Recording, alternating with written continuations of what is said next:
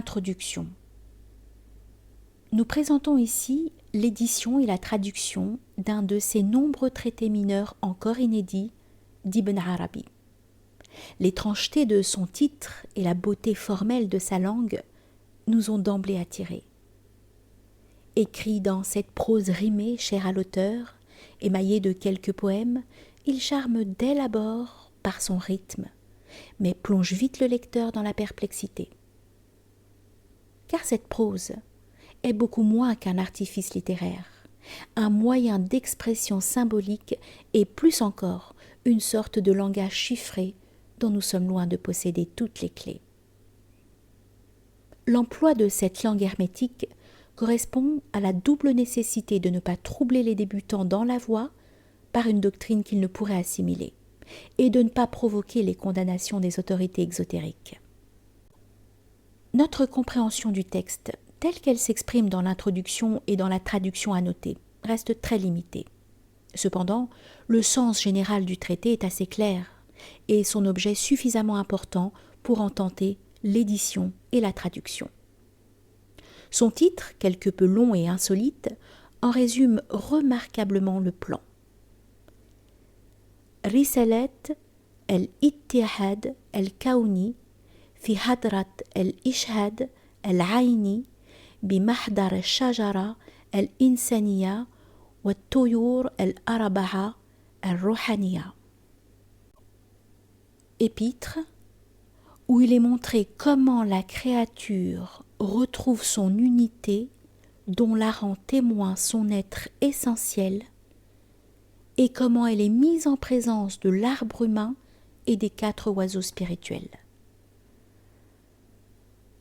La symétrie alternée des premiers termes Ittihad et Ishhad, et également Kaouni et Haini, se retrouve dans les 2 poèmes introductifs consacrés à la double nature de l'homme. Le traité se divise ensuite en 2 grandes parties. D'une part, la réalisation suprême de l'homme, d'autre part, sa dimension la plus universelle, exprimée par les symboles de l'arbre et des 4 oiseaux. Après avoir analysé ces 2 parties pour tenter d'y saisir l'intention profonde de l'auteur, nous parlerons de ces 5 symboles, de leur origine et de leur relation. Les 2 poèmes de l'introduction.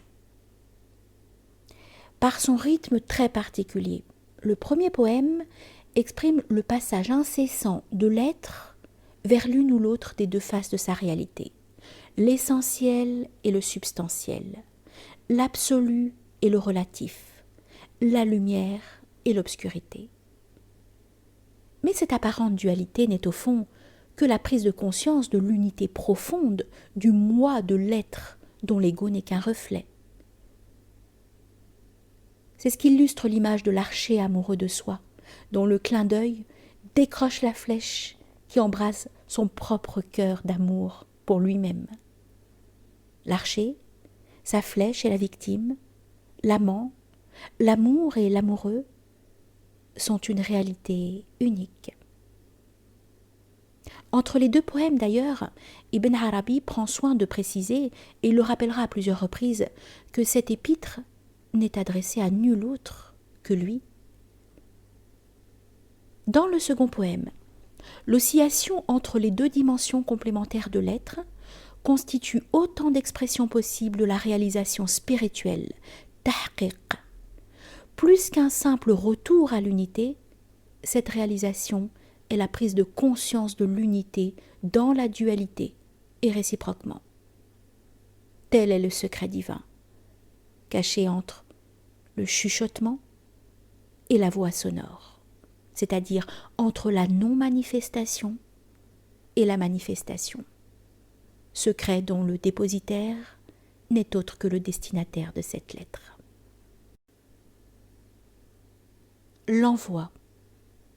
Bien que l'auteur nous ait déjà annoncé qu'il s'adressait du moi avec un grand M au moi avec un petit m, il envoie néanmoins son épître conformément au genre littéraire de la Risala à un certain Sakhr ibn Sinan.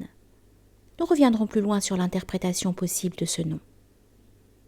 Les épithètes dont Ibn Arabi honore ce personnage le font clairement apparaître comme le type même de l'homme universel, el-insan el-kamil, terme qui désigne dans le tasawwuf la perfection, non seulement humaine, mais universelle, de l'être créé à l'image de Dieu, synthèse de toutes les possibilités de manifestation.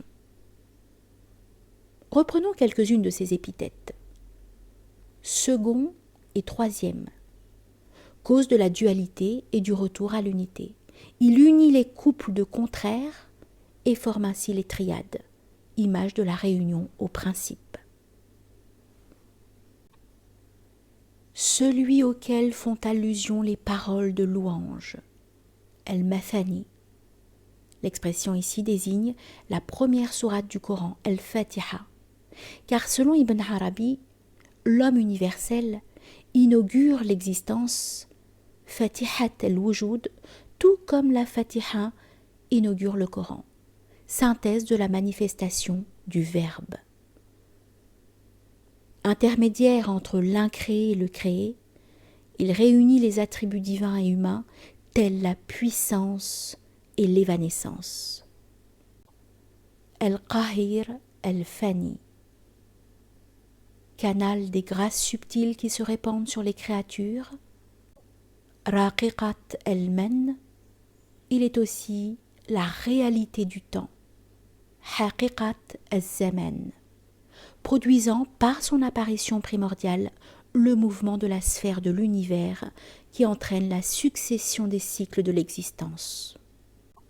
Aussi, cet être se louange-t-il lui-même, car lui et la création dont il est à l'origine forment la plus belle louange adressée au Créateur. L'ascension. Le texte se présente ensuite comme le récit d'une ascension céleste qui s'achève par le dépassement des 7 cieux sur lesquels veillent les 7 prophètes. Entre le rapporteur du récit et le Mushir, celui qui parle par allusion au nom de la réalité essentielle, s'engage une suite de dialogues où l'homme découvre progressivement le sens de sa double réalité, comme créature, kaun, et comme essence, ayn. Ibn Arabi pose ici la question centrale de toute son œuvre, celle de l'identité. En quoi l'homme, ici l'homme universel, est-il semblable à Dieu ou différent de lui? La réponse reste bien sûr d'une très allusive concision. En tant qu'il manifeste par ses qualités positives les attributs divins, l'homme se trouve avec Dieu dans une relation de similitude. Mais en tant qu'être, la différence est absolue, car l'être avec un grand E, el-Wujud, n'appartient qu'à Dieu. Quant aux êtres manifestés, leur réalité se détache sur un fond de non-être absolu, Adam. De cette manière négative, Ibn Arabi suggère plus qu'il ne l'exprime que l'homme ne peut réaliser l'unité de son être, Ittihad, sans prendre conscience de son inexistence comme telle. Nous reviendrons plus loin sur cette notion d'Ittihad, principal objet de cet épître.